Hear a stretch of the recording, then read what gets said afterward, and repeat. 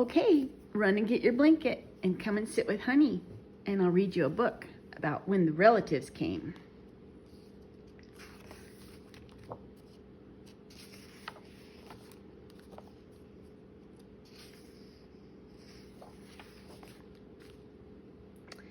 It was in the summer of the year when the relatives came.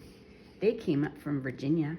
They left when their grapes were nearly purple enough to pick, but not quite.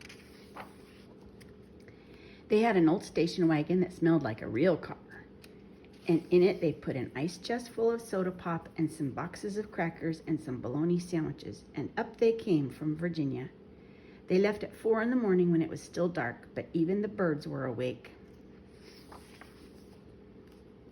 They drove all day long and into the night, and while they traveled along, they looked at the strange houses and different mountains, and they thought about their almost purple grapes back home.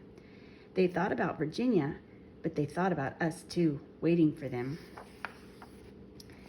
So they drank up all their pop and ate up all their crackers and traveled up all those miles until finally they pulled into our yard.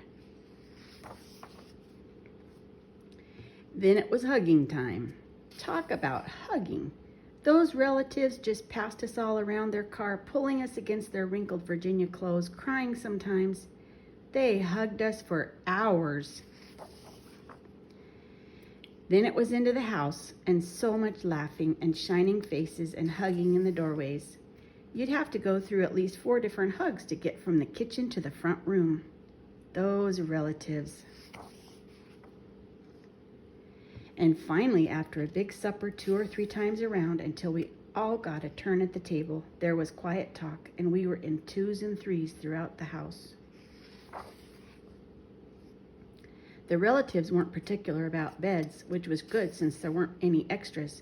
So a few squeezed in with us, and the rest slept on the floor, some with their arms thrown over the closest person, or some with an arm across one person and a leg across another. It was different going to sleep with all that new breathing in the house. Looks like Grandpa's snoring.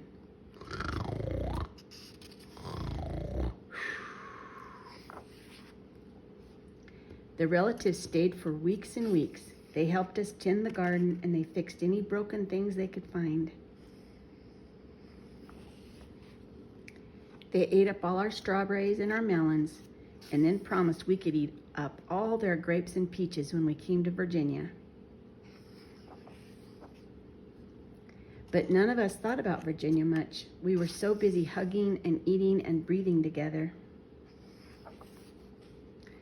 Finally, after a long time, the relatives loaded up their ice chest and headed back to Virginia at 4 in the morning. We stood there in our pajamas and waved them off in the dark.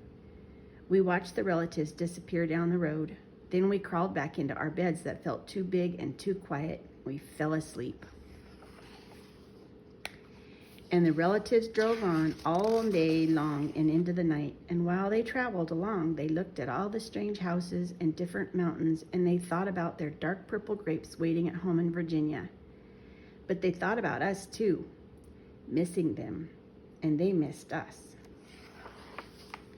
And when they were finally home in Virginia, they crawled into their silent, soft beds and dreamed about the next summer. The end.